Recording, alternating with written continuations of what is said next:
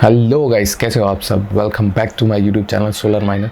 आज के इस वीडियो में हम एक न्यू ग्राफिक कार्ड टेस्ट करने वाले हैं, उसकी हैश रेट्स और उसकी परफॉर्मेंस, और उस पर अभी करंटली प्रॉफिटेबल कॉइन सबसे ज़्यादा कौन सा है। तो वो जो कार्ड जो हम लोग आज इस वीडियो में टेस्ट करने वाले हैं, आप लोग ने थंबनेल से तो देख ही लिया होगा, 3060 फ्रॉम जोटैक।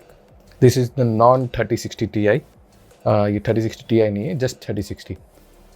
अभी इस कार्ड का फंडा क्या है कि एनवीडिया ने इसके बायोस में ही, ड्राइवर्स में नहीं, इसके बायोस फर्मवेयर में ही कुछ ऐसा सॉफ्टवेयर या ऐसे लॉक लगा दिया है कि ये इथेरियम और कुछ मोस्ट पॉपुलर एल्गोरिदम्स पे हाफ हैश रेट देता है।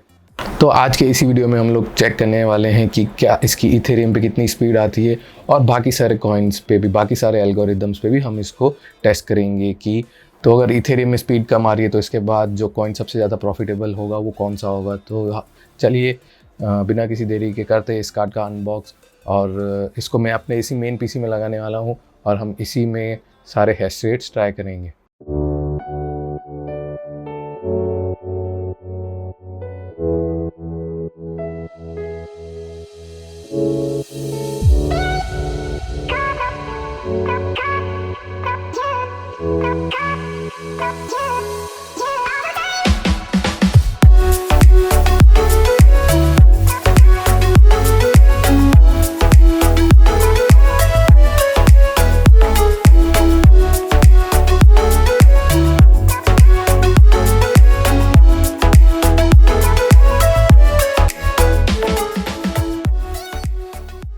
तो हम पीसी पे आ गए। मैंने अपने मेन पीसी में 3060 इंस्टॉल कर दिया है। जैसे कि आप यहाँ देख सकते हैं 3060 और 1070 जो रेगुलर मेरा ग्राफिक कार्ड है इस कंप्यूटर में, और MSI आफ्टरबर्नर में भी आप देख सकते हैं।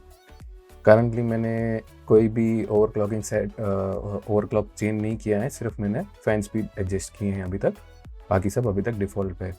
तो सीधा माइनिंग स्टार्ट करते हैं सिर्फ इस कार्ड से, और देखते हैं कि हमको कितनी मेगाहैश मिलती है इथेरियम पे। और मैंने एक स्प्रेडशीट बनाई है जिस पे मैं सब लिखता जाऊंगा कि कितनी स्पीड आ रही है, कितना पावर ले रहा है, और सॉफ्टवेयर में कितना बता रहा है, वॉल पे कितना ले रहा है। मेरा वॉल पे मीटर लगा हुआ है, पर करंटली उसके लिए मेरे पास कैमरा अलग से नहीं है, तो वहाँ की वीडियो मैं नहीं दिखा सकूँगा, पर मैं इसमें देख देख के यहाँ पर लिख दूंगा और बता दूंगा। तो आइडियल सिस्टम अभी रिकॉर्डिंग के साथ, ये पीसी स्क्रीन रिकॉर्ड करने के बाद अभी करंटली ले रहा है 90, 85, 100, ये जंप हो रहा है। तो मैंने एस्टिमेट मतलब एवरेज 100 ले लिया है। ओके, सो माइनिंग स्टार्ट करते हैं सिर्फ 3060 के कार्ड से। तो माइनिंग मैंने स्टार्ट कर दी है। जैसे कि हम सबको पता है, इस कार्ड से पहले ये डायरेक्ट 40, 45, 41 की मेगाहर्ट्ज़ पे जाता है, लेकिन धीरे धीरे ये रिड्यूस हो जाता है। तो देख लेते हैं कि स्टार्ट कहाँ से होता है। करंटली आप टेम्परेचर देख सकते हैं 50 डिग्री सेल्सियस पे जा चुका है। करंटली देखो स्टार्ट हो रहा है 41 से, पर ये अभी डिक्रीज होता रहेगा 37। लास्ट ये स्टॉक सेटिंग्स पे 25 तक जाता है। 33 जैसे आप यहाँ देख सकते हैं। स्टॉक सेटिंग्स पे ये गिर के मेरे ख्याल से 24-25 तक जाएगा। हम देखते हैं ये कहाँ तक जाता है। करंटली पावर जो सेट किया हुआ है वो 100 है। कोई भी मैंने पावर एडजस्ट नहीं किया है। सॉफ्टवेयर में इसका पावर दिखा रहा है 105, जैसे आप यहाँ देख सकते हैं 110। हम देख लेते हैं वॉल पे कितना ले रहा है। करंटली वॉल पे ले रहा है 208। तो जब तक ये एंटर कर देते हैं इस पे 22 की मेगाहर्ट्ज़ तक गिर चुका है ये। टेम्परेचर 70 तक, क्योंकि ये क्लोज्ड टावर है और इसमें 2 कार्ड लगे हुए, तो काफ़ी जंक्शन टेम्परेचर बढ़ रहा है। तो मेरे ख्याल से जो फाइनल रिजल्ट स्टॉक सेटिंग्स पे है वो है 22 की स्पीड विथ 100% पावर लिमिट। चलो, तो इसको हम एंटर कर देते हैं स्प्रेडशीट में, और कुछ ओवरक्लॉक्स चेंज करके देखते हैं। 700 प्लस पे ये स्टार्ट करता है 45 से 80% पावर लिमिट पे, पर ये भी लास्ट टू लास्ट ये 41 पे स्टार्ट होके 22 तक गया स्टॉक सेटिंग्स पे। तो 45 से स्टार्ट होके ये मैक्सिमम 24 तक जाएगा। इन ओवरक्लॉक सेटिंग्स पे। वॉल पे अभी करंटली है 217 और सॉफ्टवेयर में दिखा रहा है 116। बजाय कि मैंने इसको कम भी किया तो भी पहले से ये ज़्यादा है। ये 3060 का कुछ ज़्यादा समझ में नहीं आ रहा है कि इसको किस तरीके से क्या करके रखा है। बेसिकली क्या हो रहा है इसमें, बायोस को पता चल जाता है कि माइनिंग कर रहा है तो उसकी वो पावर लिमिट पे ही असर कर रहा है। वो भी सिर्फ फिर कुछ कुछ एल्गोरिदम्स पे, ये सब एल्गोरिदम्स पे ये असर नहीं होता है।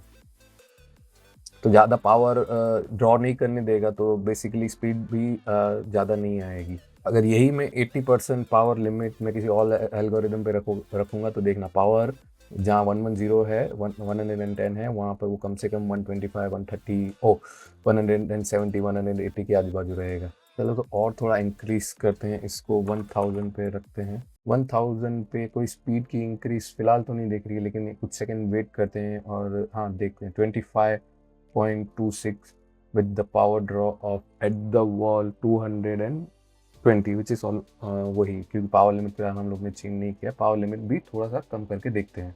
इसको भी हम एंटर कर देते हैं स्प्रेडशीट में। तो 1100 के मेमोरी पे से -300 कोर पे 80% पावर लिमिट पे इसकी स्पीड आ रही है 25.7। तो प्लस 1250 पे 26.2 की हमको स्पीड आती है। 65% पावर लिमिट पे वॉल पे है 210 और सॉफ्टवेयर में कह रहा है 110। तो 65% करने के बाद थोड़ा सा पावर में फ़र्क है 10 का, सेम ओवरक्लॉक सेटिंग्स थी। इस वीडियो को मैं कहीं कहीं बहुत फास्ट फॉरवर्ड कर दूंगा, कहीं बहुत सारे कट्स कर दूंगा, क्योंकि बहुत सारे एल्गोरिदम चेक करने हैं। ऑलमोस्ट 2-3 घंटे लगेंगे सारे एल्गोरिदम सारी सेटिंग्स पे चेक करने के लिए। पर एट दी एंड मैं सब यहाँ स्प्रेडशीट पे लिख दूंगा तो हम लोग को पता चल जाएगा। लास्ट MSI पावर लिमिट पे जाने दे रहा है वो है 58। तो 58 पे जो जो सेटिंग्स हैं वो है ये, और पावर ड्रॉ जो फाइनली वॉल पे है वो 195। बाकी सारी सेटिंग्स सेम है, स्पीड भी हमको सेम ही आ रही है। करंटली जो मैंने इस पर चालू किया है वो है कॉर्नफ्लेक्स कॉइन। उस पर मैंने जो करंट सेटिंग्स रखी है वो 80% power limit, -400 on core and +700 on memory. हमको करंटली जो कॉर्नफ्लेक्स पे स्पीड आ रही है वो है 42.16 और जो पावर वॉल पे ले रहा है वो है 246 और यहाँ पे कह रहा है 135। तो चलो ये पहले स्प्रेडशीट में एंटर कर लेते हैं। तो ऑक्टोपस एल्गोरिदम पे 1100 मेमोरी पे 80% पावर लिमिट पे हमको स्पीड आती है 42.78। तो ये सारे हैं ऑक्टोपस एल्गोरिदम के रिजल्ट्स।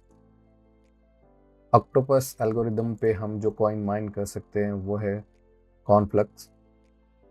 ये करंटली इथेरियम के बाद फिलहाल मोस्ट प्रॉफिटेबल कॉइन है 3060 Ti और 3070 पे, पर इसका इतना वॉल्यूम नहीं है। तो नेक्स्ट एल्गोरिदम जो हम चेक करते हैं वो है खपाओ यानी रिवन।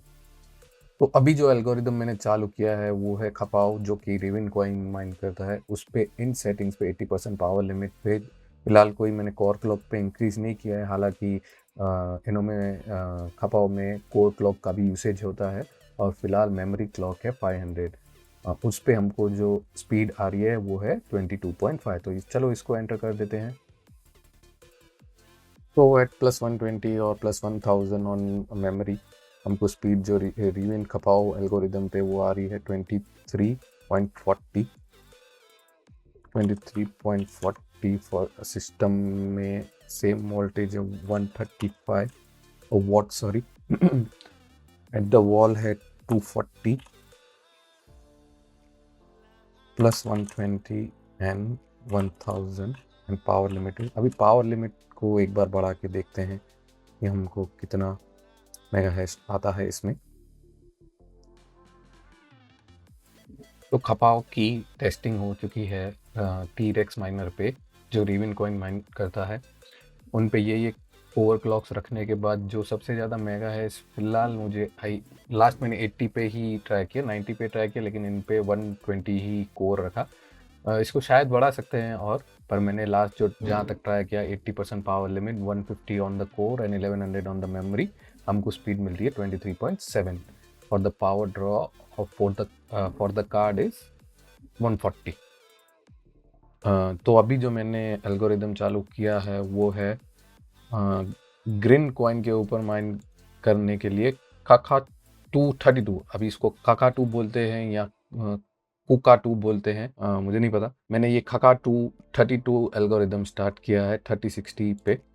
फॉर दिस सेटिंग्स हमको मिल रहा है 0.48 जी।